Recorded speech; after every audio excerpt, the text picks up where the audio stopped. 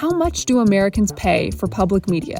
Recently, NPR sued the Trump administration for its plan to cut off federal funding to public media. But how much of your tax dollars actually go into these public outlets every year?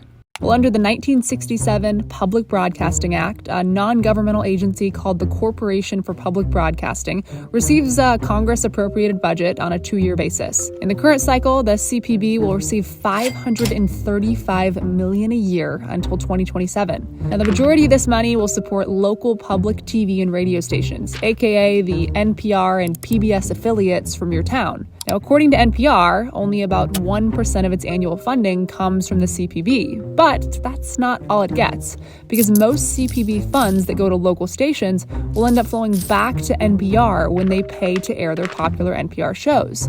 Now, in its latest financial statement, NPR declared it made over $99 million from these programming fees. But that brings us to our next question. Can NPR survive without the federal funding? Well, the answer is it could, but probably with a pretty big financial struggle. Theoretically, NPR could increase its corporate sponsorships or ask for more listener donations to stay afloat, but that would also change its core as a public media outlet. And without federal funding, local NPR affiliates with smaller markets are less likely to survive solely on ad revenues.